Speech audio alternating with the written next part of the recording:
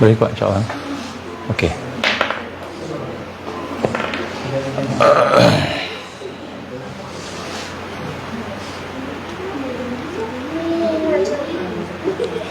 Boleh highlightkan ya. Bismillah.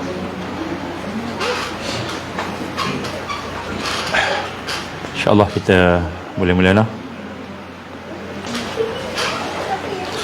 Baik, insyaAllah kita mula dengan Ummul Quran Al-Fatihah.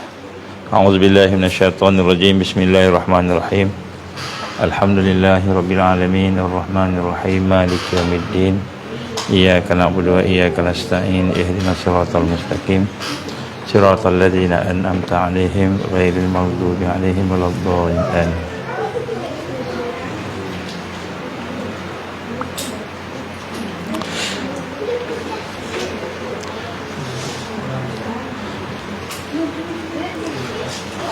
أعوذ بالله السميع العليم من الشيطان الرجيم بسم الله الرحمن الرحيم إن الحمد لله نحمده ونستعينه ونستهديه ونستغفره ونعوذ بالله من شرور أنفسنا ومن سيئات أعمالنا من يهده الله فلا مضل له ومن يضلل فلا هادي له أشهد أن لا إله إلا الله وحده لا شريك له وأشهد أن محمدا عبده ورسوله Qala rabbi shrah li sadri wa yassir li amri wahlul 'uqdatam min lisani yafqahu qawli rabbi zidni ilman amma ba'd. Assalamualaikum warahmatullahi wabarakatuh. Alhamdulillah. Pertama kita panjatkan syukur pada Allah Ta'ala. Mari sama-sama kita memulakan majlis kita ini dengan kita mengikhlaskan hati-hati kita, iaitu kita mentajdidkan iman kita kepada Allah Subhanahu Wa Taala dengan kita menanamkan satu perasaan, iaitu bahawa kita hanya ingin mendapatkan keredaan Allah Subhanahu Wa Taala. Manusia yang beruntung ialah manusia yang sentiasa berhubung dengan Allah. Sentiasa berhubung dengan Allah Subhanahu Wa Taala ni maknanya sentiasa dalam keadaan mengingati Allah. Dan mengingati Allah itu secara umum kita sebut sebagai zikrullah. Zikrullah. Jadi perkara yang penting untuk kita sentiasa istiqamah dalam hidup kita ialah paling kecil amalannya zikrullah. Paling kecil dan paling besar pun zikrullah juga. Nabi sallallahu alaihi wasallam menggambarkan tidak ada amalan yang lebih besar lagi lah, kita kata, yang akan dapat menyelamatkan seseorang itu. Dan walaupun dia pergi berjihad dan sebagainya, melainkan zikrullah. Dan zikrullah ini maknanya secara umumnya kita kata mengingati Allah. Jadi contohnya kita lihat solat itu pun zikrullah juga. Berperang, berjuang zikrullah juga, dan seterusnya lah. Dan zikir yang paling tinggi ialah zikir hamba. Zikir seorang hamba. Dia merasakan dia hamba Allah. Itu zikir paling tinggi lah. Dia merasakan dia hamba Allah. Dan dia merasakan bahawa tidak ada yang ada melainkan Allah. Tidak ada yang wujud melainkan Allah. Tidak ada yang berkuasa melainkan Allah.